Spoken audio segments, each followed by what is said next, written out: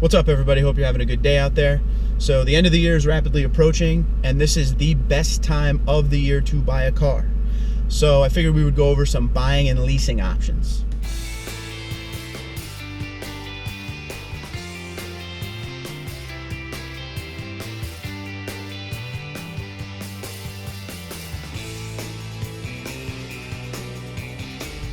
Alright, so the end of the year is usually the best time to buy a car. I know as far as Toyota goes, they have Toyotathon, which is, you're gonna get some great deals because they obviously want to get rid of the 2016s. This is like that last push to get rid of all the 2016s before the 2017s come out. So if you're in line to buy a car, now is definitely the time to go. We got like a little week and a half left in the year, so go check it out. So what I did today was I made a list of some of the good and bad things about buying versus leasing. What I've come to realize is a lot of people don't understand exactly how a lease works versus a buy. A buy it's pretty much, cut and dry on what it is, but we'll go over some things here. So we're gonna go over the buying option first, okay? So the good parts about buying, I have a list, by the way, because I don't want to forget anything, and I probably still will forget stuff, so please comment below and let me know what I've been forgetting. So a couple of the options that you have, and you do have quite a few options when you go to buy a car. Car dealerships, they want you to buy a car. Some people can't walk into a dealership with $30,000 in cash and buy a car. So there's a ton of finance options. There's a ton of lease options. They cater to what you need. It's not just buy or lease. So that's a good thing. So when you go into the dealership, talk to your salesman about all the options you have, because you have a lot. But going over the buy option first is you own the car. So you go in, you sign a buy, a finance or whatever like that. You own the car from payment 1 till the final payment. You're working on the entire value of the car. So at the end of all your payments, it's yours. That's it, free and clear. And that's actually the second point. When it's paid off, it's yours. And eventually you'll have no car payment, which there are two different types of people here, really. There's people like me. I love to lease because cars are my hobby.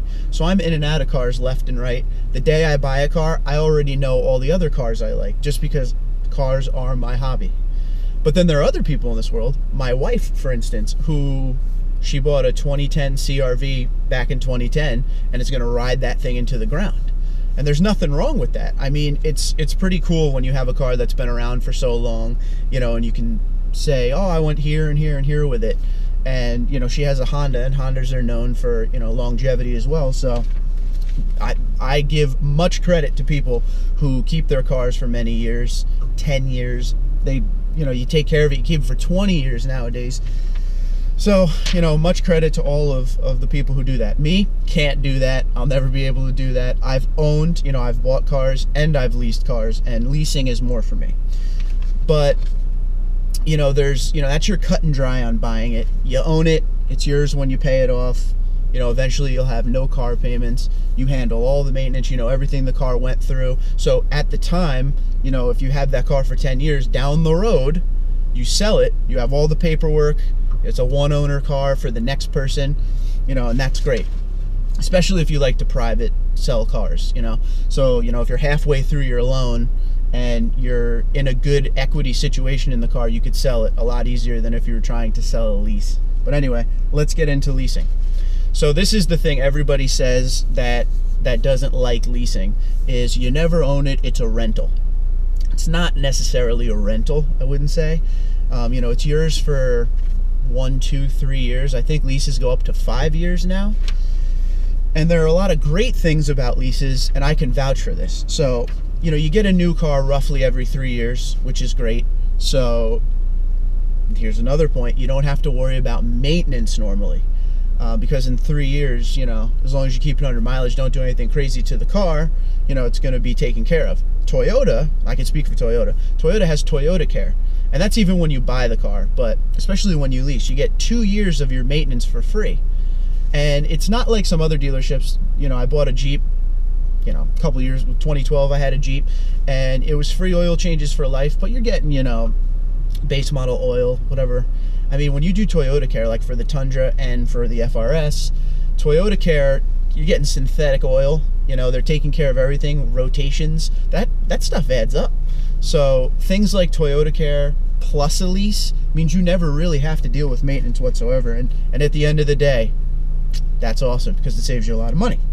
So a new car roughly every 3 years is awesome. The second thing, options. At the end, you have 3 things you can do. You can go turn the keys in and say, thanks, I'm done. You can buy that car out, and you could do like a little loan to finish out the car because you've pretty much already paid for half of it there. Or you can, go to the dealership and be like, I'm done with this lease, I want another lease. So you have a lot of options at the end. And that's a great part too. My buddy John just bought a Jeep Grand Cherokee brand new. Or excuse me, he leased it because he was coming from a Ford Fusion and he didn't know if he would like it. So if he bought the car, he didn't want to have to deal with trying to get out of it early if he didn't like it. But now he has 3 years to decide if he wants it or not. And if he loves it, he could just sign the car on and keep it. So options, that is a huge thing with leasing. There's a ton of options. Usually leasing gives you a lower payment than a buy, and you could get into something a little bit nicer than maybe you could afford if you bought it. I mean, there are loans, like when you're buying a car, there are loans that are, 12, 24, 36, 48, 60, 72, 84-month loans to get cars. And, if you're going into the dealership, and I think 90% of people do this, they go into the dealership and saying, I can afford this payment. Leasing may be something you look at because it's easier to hit that payment you may need instead of having a car for 7 years and doing payments on it. You can lease it and you have a little more leeway and options. And like I said, after 3 years, you could be like, this payment's not for me, this car's not for me, I'm walking away from it. This is something a lot of people don't know too. So when you buy a car, when you lease a car, there's a residual value, which is what the car will be worth at the end of your lease. It's kind of an estimation of what it will be worth. So if you keep your miles lower than you agreed on the contract, and you keep your car in great shape, when you go back to the dealership at the end of your lease, your car may be worth more than that residual you agreed upon. And then another option is presented to you. Instead of turning in the car at the end of the lease, the dealership can buy the car back, and whatever the difference is, they could cut you a check because your car's worth more than they said it will be. So you can get a check cut to you, or you could take that extra money, that extra value you have, and put it as a down payment toward your next car. So there's a ton of options in leasing. And yes, I am very pro leasing, as you could tell through this whole thing. I've bought cars, I've leased cars, I've had a lot more success with leasing. One more thing, this is another one of those taboos I always hear, is you can't get out of the lease early. And that is extremely far from the truth because I've gotten out of a ton of leases early, some very early. You just gotta have a good salesman, work some magic, move some stuff around. But really, I hope this video helps you guys with your buying and leasing options. Like I said, this is the end of the year, so if you're thinking about buying a car early next year, you might want to bump it up and go look and see if you can get a better deal now when these 2016s are around the lot and they want to get rid of them like you wouldn't believe. So comment below if I missed anything. I'm sure I missed a few things. Let me know. You could comment, like I said, comment below, or you could hit me on Twitter and Instagram at TundraDude34. I'll talk to you guys soon.